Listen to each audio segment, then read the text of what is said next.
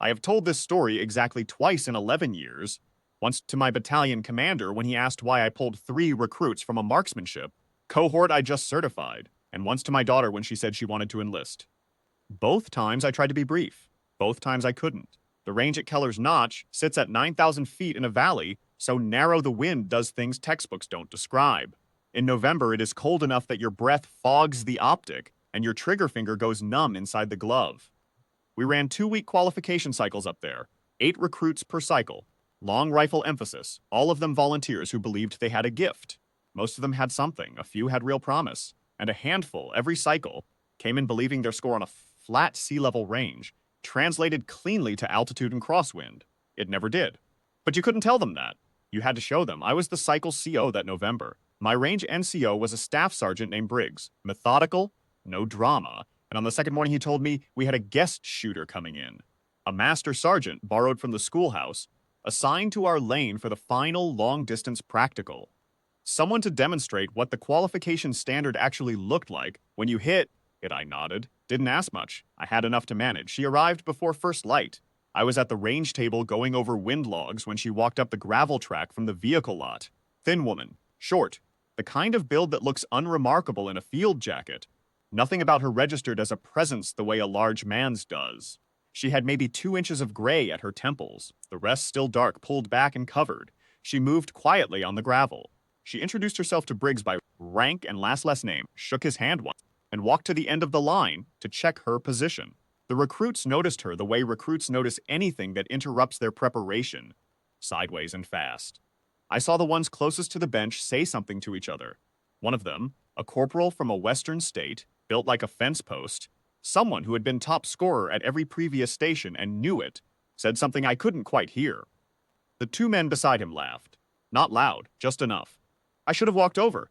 I didn't. I told myself I was letting the cycle play out naturally. That was the comfortable lie. The honest version is that I looked at her from 30 feet away and thought privately that the recruits had a point. She looked like someone's mother who had wandered onto the wrong federal property. I had been in long rifle work for 12 years, and the shooters I respected had a certain way of occupying space. She didn't occupy space. She just stood at the end of the line and laid her rifle case on the mat. Briggs called the line to order at 0600. Conditions: temperature 21 degrees, gusting crosswind from the northwest at 11 to 17 knots, target array at 1,000, 1,800, and 2,840 meters. The 2,840-meter array was not part of the standard qualification. It was what we called the demonstration shot. A single steel plate, barely visible from the line without magnification, set out on the far ridgeline for exactly one purpose. In 11 cycles at Keller's Notch, I had seen a shooter connect with that plate twice. Both of them had been seasoned snipers from other units, brought in as guests. One of them missed on his first attempt and hit on his second. The recruits called it the ghost target. They knew it was there. None of them were expected to hit it. The cycle ran the first 2 arrays without drama. The corporal shot clean at 1,000 meters, took 2 attempts at 1,800, and looked satisfied with himself. The woman to his far left, I had stopped thinking of her as a guest by then, and started thinking of her as a problem I had invited onto my range, shot both arrays without adjusting between rounds. No fuss, no fidget, no conversation. I watched her through binoculars, and what I noticed, without wanting to, was that she had the stillness of someone who was not working. She was just doing. At 2,840 meters, Briggs stepped back and announced the demonstration array. The corporal said, quietly enough that it carried good luck, Grandma. 3 recruits laughed. One made a sound he turned into a cough. She did not look at him. She did not look at any of them. She settled behind the rifle in a position so low and flat to the mat that she seemed to flatten into the ground itself, and then she was still, the kind of still that has weight to it. The wind came up off the ridge. I felt it in the collar of my jacket, and then it settled, and in the 2-second window between gusts, she squeezed the trigger once. The steel plate rang out on the far ridge. You could hear it. At 2,840 meters, sound carries down that valley, like a struck bell, carried down a hallway. It took a moment to reach us, long enough that I had already started to wonder if I had imagined it, and then it arrived, a clean ring, unmistakable. The recruits were quiet. I looked at Briggs. He was already looking at me. His expression was not surprise. It was something closer to relief, as if he had been waiting for someone else to see what he already knew. I walked to the end of the line. She was breaking down the rifle with the same economy she had done everything else. No performance, no looking around to see if anyone had noticed. I asked her how many times she had shot this range. She looked up at me, not unkind, and said, "Today makes 31. I asked her when the first time was. She thought for a moment. 987, she said. November. Different table. The wind was worse. She snapped the case and stood, and I asked Briggs to pull the range log from the admin box. The physical log. The spiral-bound book that went back to the range's commissioning. He brought it out, and I turned to the long-distance records section in the back. There was a column for the 2,840-meter plate. There were 7 entries in 27 years. The first one was dated November 1997. The name on the line, the name that appeared again at the top of a separate page, marked standing range record, was hers. The record notation read, single shot, first attempt, wind 11 knots, gusting. No spotter, no spotter. I turned and looked at the recruits. The corporal was standing 3 feet away. He had been reading over my shoulder, I said. At ease? And they weren't at ease.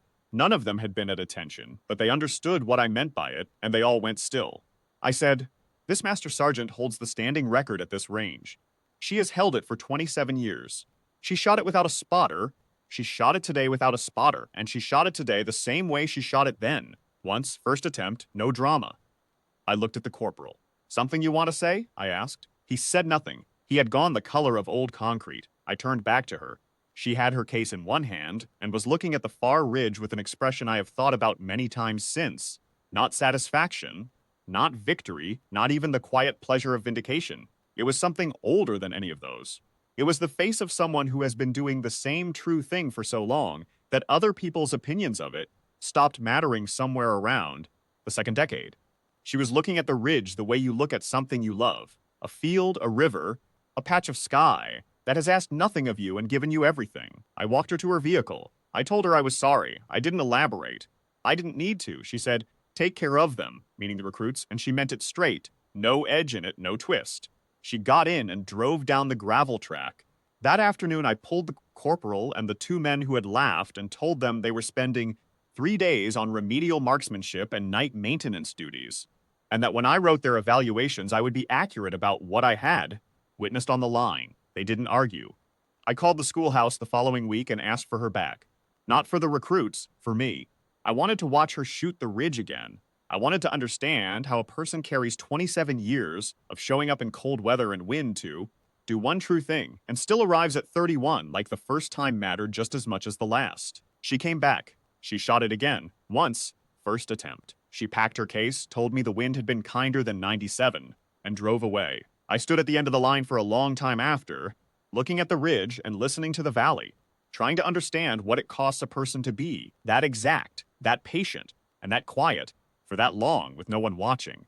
Then I wrote her name in the range log myself, in my own hand, under the standing record, with the date and the conditions and the single note I knew how to add. No spotter. First attempt. Some records are not meant to be broken. Some of them are just meant to be seen.